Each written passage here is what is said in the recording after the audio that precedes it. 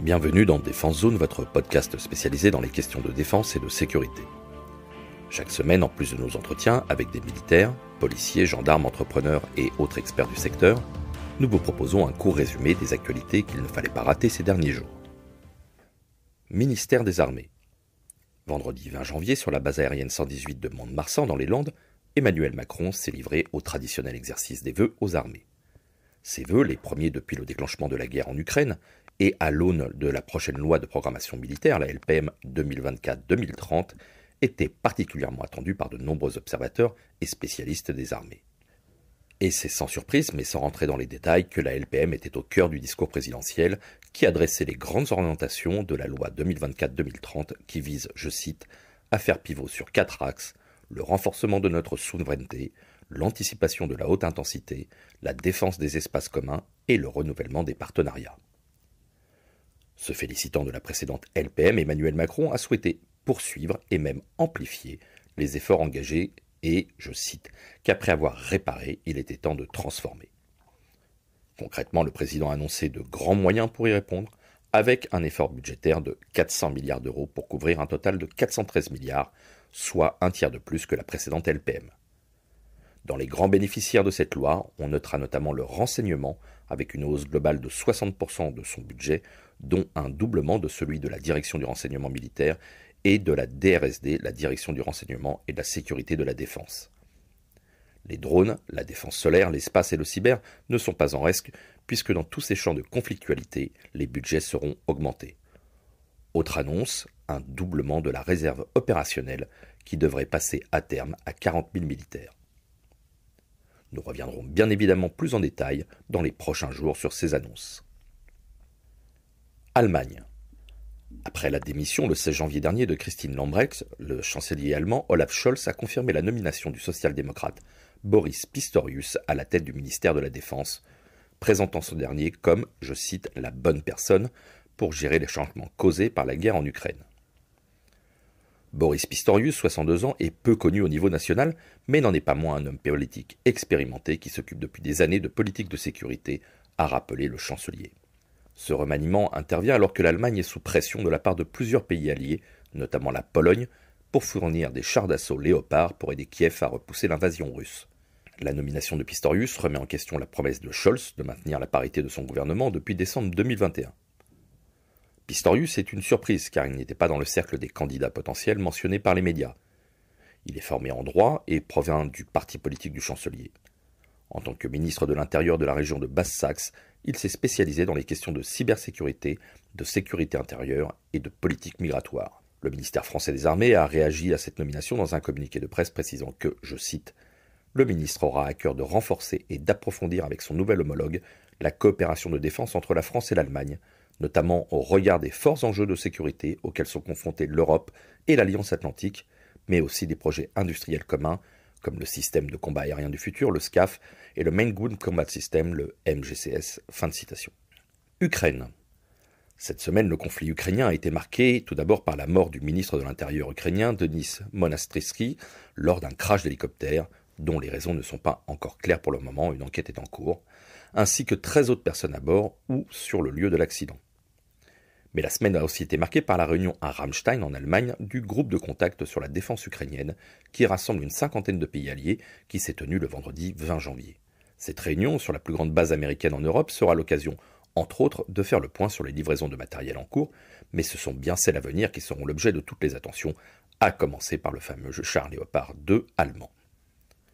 Les ministres de la Défense et hauts responsables militaires de plusieurs pays accueillis par le secrétaire d'État à la Défense américain Lloyd Austin devraient d'une seule voix mettre la pression sur le chancelier allemand Scholz pour autoriser l'envoi du blindé allemand sur le front ukrainien. Quelques jours auparavant, à l'occasion du Forum économique mondial à Davos, le secrétaire général de l'OTAN, Jens Stoltenberg, avait déclaré en préambule de Ramstein que, je cite, « le message principal sera un soutien accru avec des armes plus lourdes et plus modernes ». Washington et Berlin ont déjà promis des blindés lourds Bradley et Marder, et Londres a confirmé la livraison de 14 chars Challenger 2. Varsovie, de son côté, serait favorable pour céder plusieurs de ces Léopard 2, mais cette livraison ne peut se faire sans l'aval germanique. Si l'accord avait lieu, d'autres pays européens, détenteurs du blindé fabriqué par Rheinmetall, ils sont 13 au total, pourraient à leur tour emboîter le pas de Varsovie, ce qui représenterait plusieurs dizaines de chars envoyés sur le front.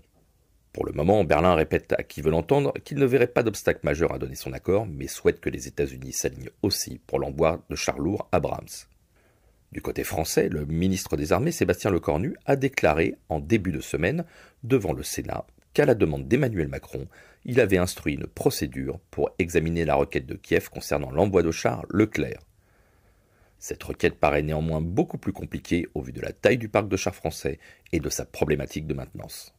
Vendredi, en fin de journée, les 54 pays réunis n'avaient toujours pas trouvé d'accord sur l'envoi des léopards à Kiev. Espace.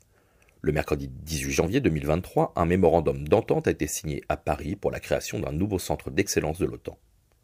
Ce centre, situé à Toulouse, au cœur du plus grand écosystème spatial d'Europe, sera colocalisé avec le commandement de l'espace de l'armée de l'air et de l'espace et le Centre national d'études spatiales. Il comptera une cinquantaine de personnes, militaires et civiles, et deviendra le 29e centre d'excellence de l'OTAN. Selon un communiqué du ministère, je cite, « Sa création démontre la reconnaissance de l'expertise française dans le domaine spatial et l'engagement de la France en tant que nation leader dans l'Alliance. » La mission de ce centre sera de fournir à l'OTAN et aux nations de l'Alliance de l'expertise et de la force de travail dans les opérations militaires spatiales à travers 4 piliers, le développement conceptuel et l'expérimentation, la doctrine et la standardisation, la formation et l'entraînement, l'analyse et le retour d'expérience. Le centre d'excellence OTAN s'engage à renforcer les compétences spatiales européennes. Il atteindra sa pleine capacité opérationnelle en 2025. Gendarmerie. La gendarmerie de Vannes est en train de tester l'utilisation d'un chien d'assistance judiciaire, un CAJ, lors des auditions des enfants victimes de violences intrafamiliales ou de faits à caractère sexuel, lors de leur témoignage devant les enquêteurs. La cellule de protection des familles, la CPF, créée en février 2020, est composée de 7 militaires qui s'occupent et accompagnent les victimes de ces types de violences. En 2021, 443 victimes ont été auditionnées, dont 337 enfants. Cependant, exprimer ce qu'ils ont subi, se confronter à nouveau aux faits lors de l'audition, au processus judiciaire et à la vue de l'uniforme peut être perturbant et bloquer leurs paroles. Pour aider ces victimes, l'adjudant Muriel a proposé d'accueillir un chien d'assistance judiciaire. Pour mettre en place ce projet, un partenariat a été signé avec l'association Andy Chien, qui assure l'acquisition, l'éducation et la mise à disposition de chiens spécialisés pour différents bénéficiaires. Roomba, un chien Golden Retriever âgé de 2 ans, a été remis à l'adjudant Muriel le 19 novembre dernier. Roomba est affectueuse, sociable, empathique et particulièrement douce avec les enfants, affirme la sous-officier. Sa présence doit permettre de les rassurer pour favoriser la construction d'une relation entre l'enquêteur et la victime, de diminuer les symptômes de stress et d'anxiété et de créer un climat de confiance pour que les enfants se sentent plus à l'aise pour témoigner. Si cette première expérience s'avère concluante, elle pourrait se généraliser sur d'autres cellules du territoire national. Industrie. Sharks Robotics a levé 10 millions d'euros auprès de Move Capital Fund. Ce financement permettra à Sharks Robotics de renforcer sa position de leader du marché en augmentant ses investissements en recherche et développement, en accélérant son internationalisation, déjà lancée via sa filiale Shark Asia, et en améliorant son outil de production.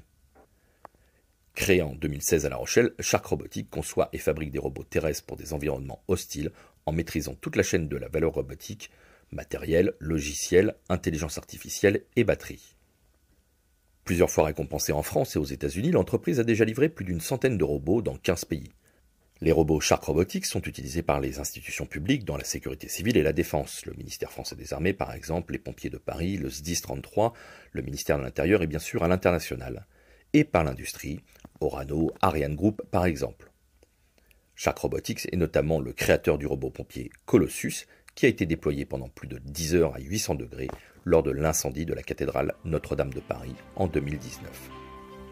Voilà pour l'essentiel de l'actualité cette semaine. Pour en savoir davantage sur cet univers et pour découvrir tous nos articles et reportages, rendez-vous sur notre site internet défense-zone.com. Pour plus de brefs, d'articles de fond et de photos, nous éditons également tous les 3 mois un magazine papier que vous pouvez recevoir en étant abonné à notre espace premium. Il vous permettra d'avoir accès à des contenus exclusifs sur nos différents supports. Vous trouverez tous les liens nécessaires dans la description de cet épisode. En attendant, nous vous souhaitons une bonne journée et nous vous donnons rendez-vous la semaine prochaine pour un nouveau résumé de l'actualité des forces de défense et de sécurité.